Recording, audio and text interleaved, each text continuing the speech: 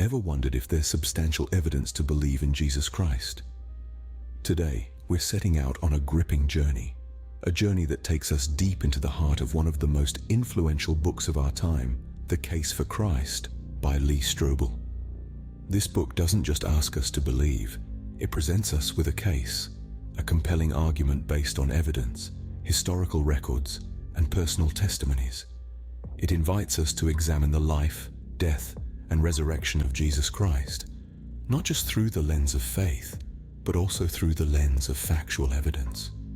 This journey we're embarking on isn't just about accepting, but about questioning, investigating, and seeking truth. We're not just looking for belief, but for understanding. So are you ready to delve into the evidence, to question what you know, and maybe, just maybe, see things in a new light? Let's delve into this journey of discovery together. History, an unbiased witness, has its say about Jesus Christ. Let's delve into the fascinating world of historical documents. Ever heard of the burstiness factor? It's a term used in the field of historiography to describe the sudden increase in the number of references to a person or event in historical documents. This is often indicative of a significant historical occurrence. Now, when we apply the burstiness factor to Jesus Christ, we find something quite remarkable.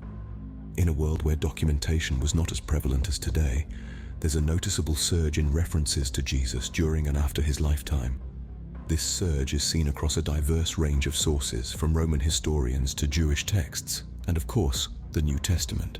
Speaking of the New Testament, let's consider its reliability. It's easy for skepticism to creep in when we're talking about documents written 2,000 years ago, isn't it? But here's where the New Testament stands out. The sheer number of manuscript copies, over 5,000 in Greek alone, dwarfs any other historical document from that era.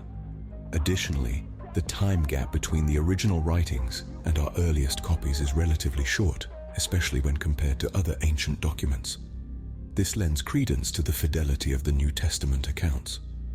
Moreover, these accounts were written by people who were either direct eyewitnesses to the events they described, or they were recording the testimonies of those who were. This lends an additional layer of authenticity to their accounts. Of course, historical evidence, like any evidence, isn't flawless. But when we weigh the burstiness factor, the number and closeness of the manuscript copies, and the eyewitness nature of the New Testament accounts, we're left with a compelling case for the historical Jesus. Seems like history does recognize Jesus, doesn't it? The cross, a symbol of suffering and redemption, but what does it signify? A question that takes us on a journey back more than 2,000 years to the crucifixion of Jesus Christ. But this isn't just a story from an old parchment. It's a historical event marked by medical and forensic evidence. Crucifixion, a method of execution reserved for the worst of criminals, was a brutal and inhumane practice in the Roman Empire, and Jesus, despite being innocent, was subjected to this horrific form of capital punishment. The physical suffering he endured was unimaginable. Before even reaching the cross, Jesus was flogged, a process where the victim was whipped with a short whip made of braided leather thongs with metal balls and pieces of sharp bone woven into them. Each stroke of this instrument would have cut deeper into the skin, causing severe bleeding and unimaginable pain. The empty tomb, a symbol of hope for many, but is it plausible? As we delve deeper into the narrative surrounding the resurrection of Jesus, we encounter various theories that aim to dismiss this pivotal event. One such theory is the swoon hypothesis, suggesting Jesus didn't really die on the cross but merely fainted, later recovering in the tomb. However, the brutal reality of Roman crucifixions, alongside the forensic and medical evidence we've previously discussed, makes this theory highly unlikely. Another theory is the hallucination hypothesis, which proposes that the post-resurrection appearances of Jesus were merely hallucinations experienced by his followers. Yet, the diversity and number of the appearances, spanning over 40 days, makes mass hallucination an implausible explanation. Then, there's the theft hypothesis, which suggests that Jesus' body was stolen from the tomb. But who would have the motive and the means to steal the body? The disciples? Unlikely, as they were in hiding, fearing for their own lives. The Jewish or Roman authorities? Even less likely, as they had no reason to steal the body and then deny knowing its whereabouts. Now let's examine the plausibility of the empty tomb. The Gospels tell us that Jesus' tomb was discovered empty by women. In the first century, women's testimonies were not highly regarded. If the disciples were fabricating a story, wouldn't they have chosen more reliable witnesses by the standards of their culture?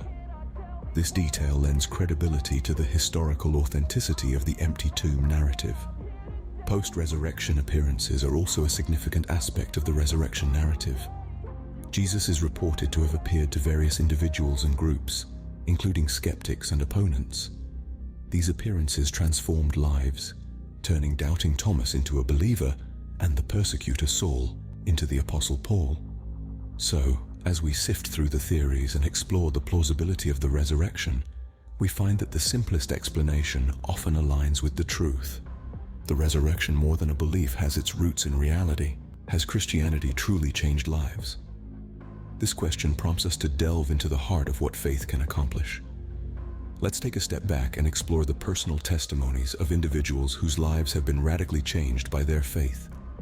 Imagine a life mired in despair, where hope is but a distant memory. Now, picture a spark of faith igniting a flame, banishing the darkness and illuminating a new path. This is the journey many individuals embark on when they open their hearts to Christianity. They speak of a transformative power that lifts them from the depths of despair, instilling in them a newfound sense of purpose and joy. Take, for instance, the story of a woman once gripped by addiction. She was trapped in a cycle of self-destruction with no apparent way out. Then, one day, she discovered a faith community that embraced her, offering her the support she so desperately needed. Through her faith in Christ, she found the strength to overcome her addiction, to rebuild her life. Then there's the account of a man filled with anger and bitterness, a man whose heart was hardened by the trials of life. He found solace in the teachings of Christ, in the promise of forgiveness and redemption. His anger melted away, replaced by a profound sense of peace and compassion. These stories, and countless others, bear witness to the transformative power of Christianity. They highlight how faith can inspire change, fostering growth, healing, and redemption. They demonstrate that faith is not merely a belief, it's a force that can alter the course of one's life. But these transformations are not confined to the individual. They ripple outwards, touching the lives of those around them. Families are healed, communities are strengthened, societies are uplifted. The power of faith, it seems, is not just personal, it's communal, it's universal. So, has Christianity truly changed lives? The answer lies in the testimonies of those who have experienced its transformative power. It lies in the smiles of the redeemed, in the joy of the healed, in the strength of the restored. It lies in the evidence of lives transformed. The power of faith, evident in the lives it transforms. Questions and doubts, the fuel for any investigation. What about Christianity? It's perfectly natural to harbor doubts and questions about something as profound as faith. In fact, it's healthy. It's these questions that propel us towards a deeper understanding, that urge us to peel back the layers of the familiar and plunge into the heart of the matter. Christianity, like any belief system, is not exempt from this scrutiny. One of the common objections raised about Christianity is the question of evidence. How do we know that Jesus existed, that he performed miracles, that he was crucified and rose from the dead? These are legitimate questions, and they deserve legitimate answers. The evidence for the existence of Jesus and the events of his life are well documented in historical texts. Multiple independent sources, including Roman and Jewish historians, corroborate the New Testament accounts. Even beyond the Bible, there is a vast body of historical and archaeological evidence that supports the fact that Jesus of Nazareth was a real person who lived 2,000 years ago. But what about the miracles, the crucifixion, the resurrection? Again, these are not blind beliefs, but claims rooted in historical and empirical evidence. The accounts of Jesus' miracles and his execution are corroborated by multiple independent sources. The resurrection, while extraordinary, is supported by the evidence of the empty tomb and the numerous post-resurrection appearances documented in the New Testament and other historical texts. Lastly, there's the question of relevance. Does Christianity matter in our modern world? is it still relevant? The answer lies in the transformational power of Christianity. Countless individuals have experienced profound changes in their lives, finding purpose, forgiveness, and hope through their faith. Skepticism and doubt are not roadblocks to faith, but catalysts for deeper understanding.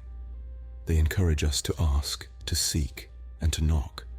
And when we do, we often find that the answers have been there all along, waiting to be discovered. Every question deserves an answer, every doubt a clarification. We've covered a lot of ground. Let's revisit. We delved into Lee Strobel's book, The Case for Christ, examining its significance and impact. We explored historical evidence for Jesus, highlighting the burstiness factor in historical documents and the reliability of New Testament accounts. We investigated the crucifixion of Jesus, discussing the medical and forensic evidence and understanding the physical suffering endured by Jesus on the cross. We debunked theories attempting to explain away the resurrection, examining the plausibility of the empty tomb and post-resurrection appearances. We showcased personal testimonies of individuals whose lives have been changed by faith, highlighting the transformative power of Christianity. We acknowledged common objections and questions regarding Christianity, addressing skepticism and doubts. All these discussions have led us on a journey of discovery, a journey that has only just begun. We've scratched the surface of a vast and profound topic, a journey of discovery indeed, but it doesn't end here. Your thoughts, your questions matter to us, and we're here today to address some of the queries that you, our valued viewers, have sent our way. We appreciate your engagement and your curiosity, and we're thrilled to dive into this Q&A session. First off, we've received a number of questions about the historical evidence for Jesus. Some of you have wondered about the burstiness factor in historical documents and how it relates to the New Testament accounts. This is a fascinating topic, and we're glad you've brought it up. The burstiness factor is essentially a measure of the frequency and intensity of certain events or information appearing in historical records. When applied to the New Testament, it can offer some compelling insights into the reliability of these accounts. Next, we've had queries about the crucifixion of Jesus, specifically about the medical and forensic evidence of crucifixion, as well as the physical suffering endured by Jesus on the cross. It's a grim topic, but an important one. The crucifixion was a brutal event, and understanding the physical reality of it can deepen our understanding of the sacrifice made. We've also had questions about the resurrection of Jesus. Many of you are interested in the theories that attempt to explain away the resurrection, as well as the plausibility of the empty tomb and post-resurrection appearances. These are complex issues that have been debated by scholars for centuries, and we're eager to delve into them further. Lastly, we've received a number of personal testimonies from individuals whose lives have been transformed by faith. Your stories are inspiring, and we are honored to share them. They truly highlight the transformative power of Christianity. Remember, your questions and comments are always welcome. They spark interesting discussions and help us all to deepen our understanding. So keep them coming. Whether you're a longtime believer, a curious skeptic, or somewhere in between, we want to hear from you. Your participation enriches this journey for all of us. Every journey has an end, but also a new beginning. Just as we're wrapping up our exploration of the case for Christ, we're simultaneously opening doors to a world of deeper understanding and personal growth. This journey we've embarked on together isn't meant to stop here. It's meant to inspire you, to propel you forward, to prompt you to delve deeper into the profound mysteries of faith. Throughout our series, we've examined historical evidence. We've looked at the crucifixion and resurrection of Jesus through a forensic lens. We've heard transformative tales of faith, and we've addressed skepticism and doubts. We've invited you to question, to ponder, to challenge, and to learn. And we hope that this exploration has not only enlightened you, but also ignited a spark within you to continue this journey on your own. The beauty of faith is that it's a lifelong journey, an ongoing exploration of truth and understanding. It's a personal journey, but it's also a shared experience, a collective quest for wisdom and enlightenment. And it's a journey that's enriched by sharing, by dialogue, by listening to others' experiences and perspectives. So, we invite you to continue this exploration. If you've found this journey enriching, if you found it thought-provoking, if you found it challenging or inspiring, then we encourage you to share it. Share it with your friends, your family, your community. Invite them to join the journey, to explore the case for Christ, to challenge their beliefs, to seek truth and understanding. And if you want to continue receiving thought-provoking content like this, then we encourage you to like this video, to subscribe to our channel, to become part of our community of explorers and seekers. We have more journeys planned, more explorations to embark on, more truths to uncover. The journey continues, and we hope you'll be a part of it. Until next time.